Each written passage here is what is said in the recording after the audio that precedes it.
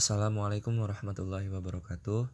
Kami dari kelompok 2 Psikologi Islam akan membahas materi mengenai fitrah.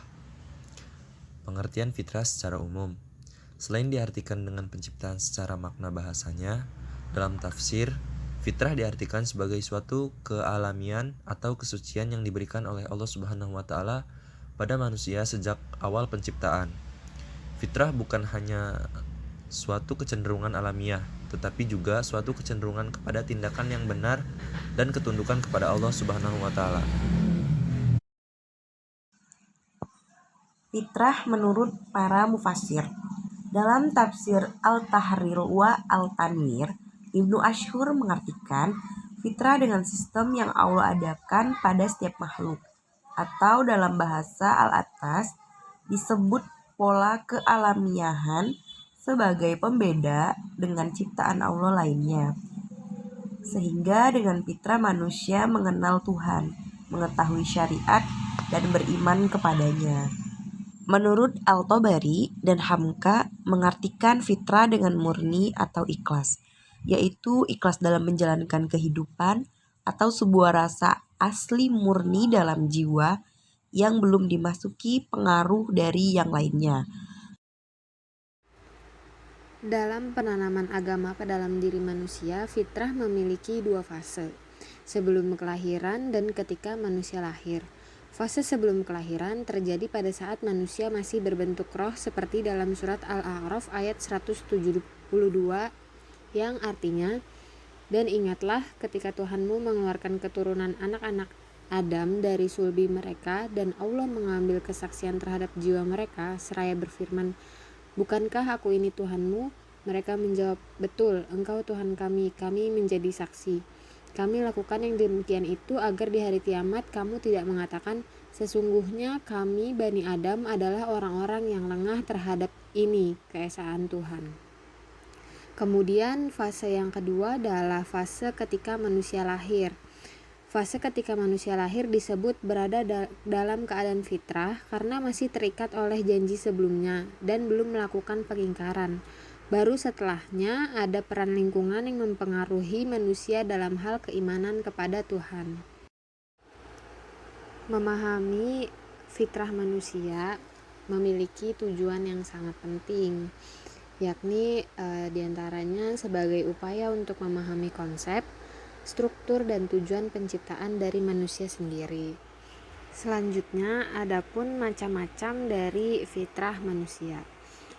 Di sini ada roh merupakan aspek rohaniah asli manusia dan jasad adalah aspek hewaniah manusia yang kemudian melahirkan aspek-aspek yang lainnya. Yang pertama itu kolbu sebagai aspek rohani yang masih dekat dengan Tuhan.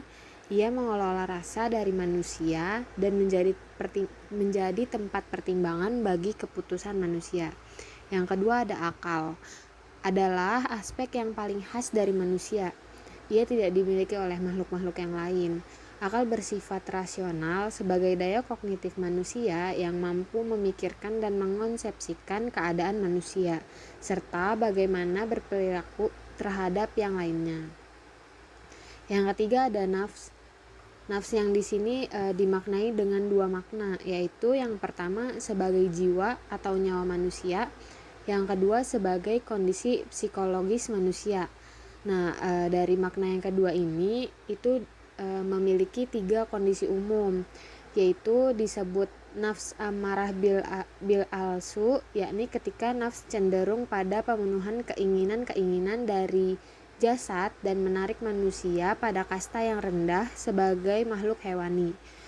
Nah, terkadang disebut dengan nafs mulhimah, yaitu ketika nafs bersikap rasional, namun mengabaikan aspek ketuhanan. Kemudian ia terjerumus kepada dosa dan akhirnya menyesal. Dan terkadang disebut nafs mulhimah ketika ia mulai bertaubat dan condong menggunakan akalnya daripada hatinya. Nah, selanjutnya yang terakhir ada nafs mutmainnah, yaitu ketika manusia lebih condong menggunakan hatinya sehingga ia dekat dengan Tuhan dan merasakan ketenangan. Ya, di sini saya akan menjelaskan faktor penyebab manusia berpaling dari fitrahnya. Ada 2 poin. Yang pertama, tidak mengingat perjanjian dengan Allah Subhanahu wa taala. Yang kedua, bermaksud kepada Allah Subhanahu wa taala. Apa itu? Selanjutnya saya akan menjelaskan cara memelihara fitrah menurut Al-Quran. Di dalam PPT ini ada 3 poin. Yang pertama, kembali kepada agama Allah Subhanahu wa taala. Yang kedua, mensucikan jiwa atau tazkiyatun an-nafus. Yang ketiga, memikirkan ayat-ayat Allah Subhanahu wa taala atau qauliyah dan kauniyah. Adapun yaitu yang pertama, kembali kepada agama Allah Subhanahu wa taala. Maksudnya apa? Manusia hendaknya memahami bahwa dalam menjalani kehidupannya di dunia ini harus ada pedoman yang jelas, memiliki pegangan yang kuat, yaitu berupa agama. Agama merupakan fitrah manusia yang telah Allah Subhanahu wa taala tanamkan pada setiap manusia sejak di alam ruh. Bahkan manusia yang telah bersaksi kepada Allah Subhanahu wa taala bahwasanya Allah Subhanahu wa taala adalah Tuhannya yang akan dipatuhi dan ditaati. Sehingga jika hal itu dipahami oleh setiap manusia yang terlahir di dunia ini, maka akan tumbuh kesadaran akan kehadiran Allah Subhanahu wa taala dan jiwanya senantiasa merasa selalu dalam pengawasannya. Adapun poin yang kedua yaitu tentang tazkiyatun an-nafas. Bahwasanya Allah Subhanahu wa taala berfirman, sesungguhnya beruntunglah orang-orang yang mensucikan jiwa itu dan sesungguhnya merugilah orang-orang yang mengotorinya. Bahwasanya orang yang berakhlakul karimah terhadap dirinya ketika ia mampu membersihkan jiwanya dari kotor-kotoran. Makna membersihkan kotoran tersebut ialah bukan makna yang zahiriyah, tapi yang dimaksud dalam kotoran di sini adalah sesuatu yang mencemari dan mengotori akidah dan keimanan yang dimiliki oleh seorang muslim. Maka untuk mencapai kebersihan hati ini dan kesucian jiwa itu ada metode atau cara khusus selain mempelajari dan mengamalkan syariat agama secara keseluruhan. Adapun poin yang ketiga tentang memikirkan ayat-ayat Allah Subhanahu wa taala. Banyak dari ayat-ayat Al-Quran yang mengajak manusia untuk menggunakan akal untuk mempelajari dan memahami kekuasaan Allah Subhanahu wa taala. Di antaranya ada Al-Quran surah Ali Imran ayat 7 dan 190, Al-Quran surah An-Nisa ayat 5, Al-Quran surah Al-Maidah ayat 57 dan 100, Al-Quran surah Maryam ayat 43, Al-Quran surah Ar-Rum ayat 29 dan 56, Al-Quran surah Az-Zumar ayat 9, Al-Quran surah Muhammad ayat 16, Al-Quran surah Saba ayat 46, Al-Quran surah Al-Ankabut ayat 20, Al-Quran surah Al-Hajj ayat 46 dan terakhir Al-Quran surah Al-A'raf ayat 185. Di slide berikutnya ada tentang perbedaan paradigma fitrah dengan paradigma psikologi lain. Yang psikologi lain yang dimaksud di sini adalah psikologi barat. Sebelum itu, sebelum lanjut ke perbedaan, kita harus mengetahui tentang 3 paradigma besar psikologi barat. Yang pertama ini ada psikologi analisis, lalu psikologi behaviorisme dan psikologi humanistik. Nah, dari 3 paradigma besar ini kita dapat menemukan perbedaan. Yang pertama ada dari psikologi analisis, ada beranggapan bahwa masalah manusia dan kepribadiannya disebabkan oleh masa lalu dan alam bawah sadar dan dihinggapi oleh kecemasan. Menurut Freud, manusia seakan merupakan makhluk irasional yang seluruh mental dan nafsunya tunduk di bawah kehendak alam bawah sadarnya. Rasionalitas dan intelektual hanyalah ilusi yang tidak mampu membebaskan manusia dari genggaman alam bawah sadarnya. Berbeda dengan Freud, Islam mengakui adanya dimensi spiritual manusia, adanya hubungan antara nafsu, akal, kolbu, dan ruh yang telah disebutkan di atas, yang merupakan hubungan dinamis yang saling mempengaruhi. Selain itu, terdapat juga fitrah, bimbingan internal manusia untuk mengenal, mengakui, dan melakukan penghambaan kepada Tuhannya. Psikologi behaviorisme membatasi dirinya dengan hanya mengobservasi hubungan antara lingkungan dan organisme yang dapat diobservasi semata. Psikologi behavioris memandang manusia terlalu sederhana dan sempit. Ia tidak mampu memberi gambaran lengkap dan komprehensif terhadap tingkah laku manusia yang sedemikian kompleks. Sedangkan konsep fitrah di dalam psikologi Islam menghadirkan keseimbangan sempurna antara sebab-sebab lingkungan eksternal dan sebab-sebab struktural bawaan dari perilaku.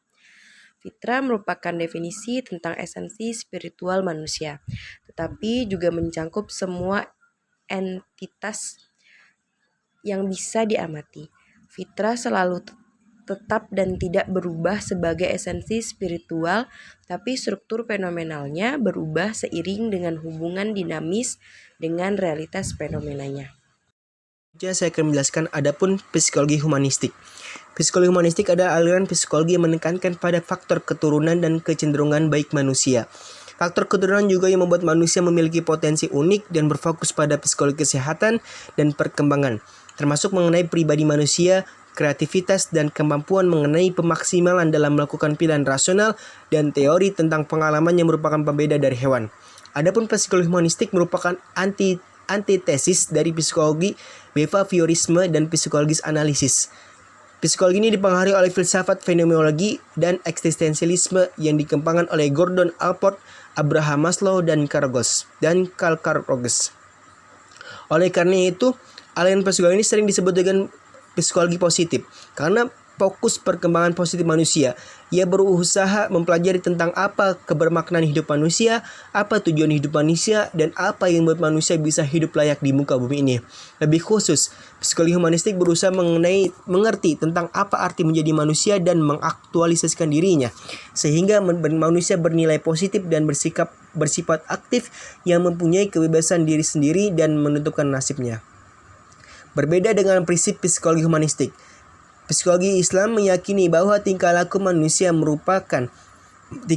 bukanlah hanya sebatas keinginan manusia untuk mengaktualisasikan dirinya, tetapi merupakan serangkaian hubungan antara manusia, alam, dan Tuhan. Dari kesimpulan yang sudah dipaparkan tadi, dapat kita simpulkan bahwa titik tolak paradigma psikologi Barat berasal dari cara pandangnya terhadap struktur manusia. Barat memandang bahwa manusia sebagai makhluk yang dikendalikan oleh libido seks yang cenderung pesimistis. Manusia adalah makhluk kosong yang dipengaruhi oleh lingkungan.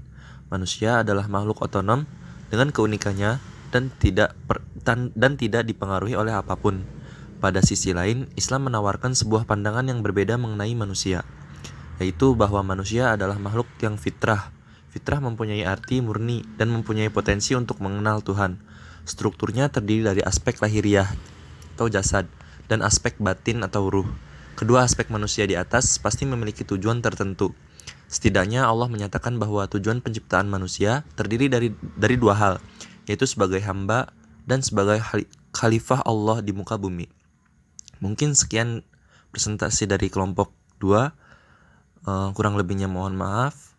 Wassalamualaikum warahmatullahi wabarakatuh.